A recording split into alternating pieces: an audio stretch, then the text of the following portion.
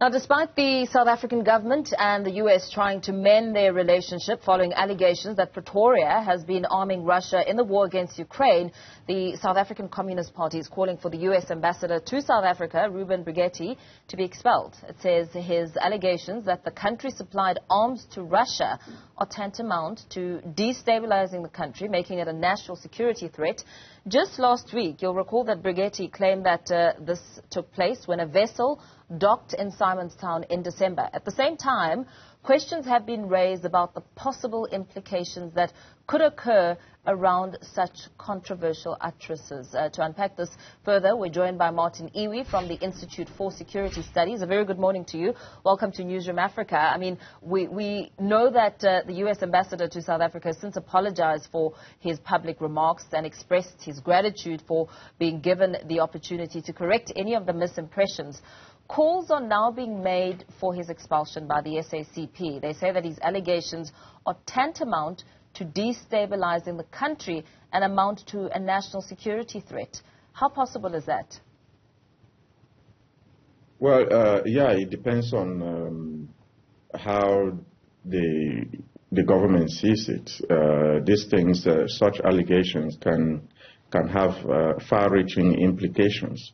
Because that will mean that the South African government, which is known for being non-aligned, South Africa has been one of the key members of the non-aligned movement for a very long time, since independence. So if that were to change now on the issue of Ukraine, that will mean that South Africa is taking side, and is taking side with Russia at the detriment of countries like the United States of America and European countries which are aligned with Ukraine. So these are the implications. It could have long-term implications on relations between South Africa and these countries. And even Ukraine itself, which we know has some interest. So the call for the expulsion of the U.S. ambassador, I think, in my view, that it's taking it to the extreme, especially if the ambassador has apologized for any wrongdoing. It may have been sometimes they do this to test the waters, to see whether actually something like this occurs, even when they don't have the fact or the intelligence. But because of the ship that you mentioned, that ship actually was suspected of delivering arms to South Africa, not collecting arms from South Africa to Russia. So it's the facts are mixed up there. Yeah. I mean, some may argue, critics that we've spoken to have argued that this was not a direct apology, but, him saying that he's apologizing for the misimpressions that may have come out of it. And we know that, I suppose, more questions than answers here are being raised, like, for instance, why, when there's a state-of-the-art cargo terminals available at Cape Town's port, was a sanctioned Russian freighter allowed to dock at South Africa's naval base, especially because it's such a small navy. Those questions are asked on why then couldn't President Ramaphosa simply ask his defense minister to tell him if he doesn't know what happened with the Russian ship? Well, I thought that debate was already concluded because I think the South African government did argue, I believe, rightly at the time, that negotiation for that ship took place way before the issue of Ukraine broke out. And therefore, it was difficult for the government to reverse those negotiations. And therefore the ship was allowed to dock in Cape Town. And of course, we also saw that I don't think that the ship was docked there for the time that it was suspected to be. It had to leave in a rush because of the bad media And also the South African government was very uncomfortable with that ship being there and so on, so it had to leave. So from this, I thought, that debate was over. But for us to bring back that debate on something which we don't have the fact yet, because no one knows if the South African government even supported South African companies to export arms to Ukraine.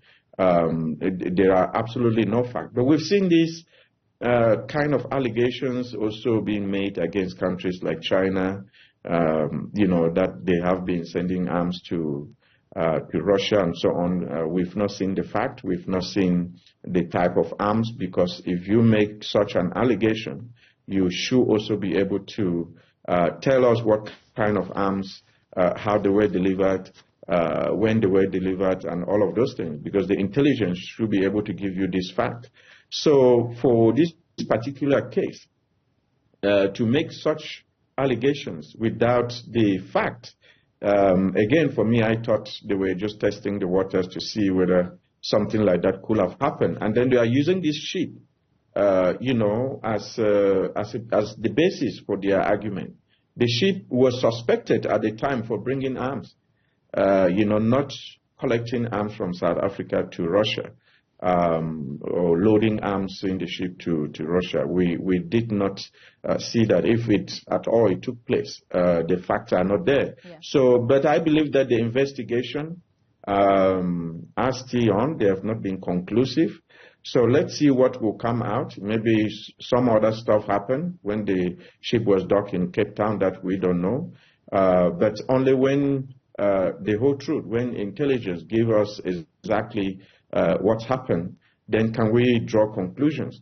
But we know that if South Africa even supported the sending of arms to Russia, that will be against South African non-aligned policy, which could have implications in terms of the relations between South Africa and the U.S. government and, of course, the European government also. As this investigation is set to get underway, from a security perspective, what crucial questions do you think need to be asked as the probe is set to come forward? Look, I think there are certain things that the public will want to know. We are all interested to know whether did the South African government send arms to Russia? What kind of arms did the South African government send? On what pretext did the South African government send arms to Russia? And why did it do so? Why it has claimed or proclaimed its non-alignment in the issue of the invasion of Ukraine? So these questions are critical. If at all there were any grounds for South Africa to send arms to Russia, then the American government would be right to say South Africa defied its own policy of non-alignment to send arms, and that could mean that it's a declaration of war against the U.S. government, which is, supporting Ukraine and the Western countries that are also supporting Ukraine. Then South Africa will be taking a position which is a minority. The few countries have supported Russia in this war, and the rest of the continent, the rest of the African continent, had insisted that they have to remain neutral on this war. So if South Africa were to do this, it will not only defy the South African policy, but it will also defy the continental policy, the policy that African countries have chosen, and which is a policy that has maintained neutrality throughout African independence on major issues of this nature, particularly when it comes to the issues of war, where, the world is divided.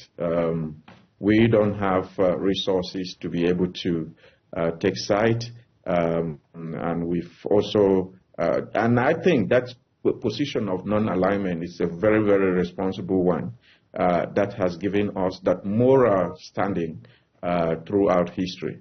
Yeah. Very well. Thank you so much for your time and weighing in on this arms to Russia claim shrouded in doubt. Let's leave it there for now. Joined there by Martin Iwi from the Institute for Security Studies. Let's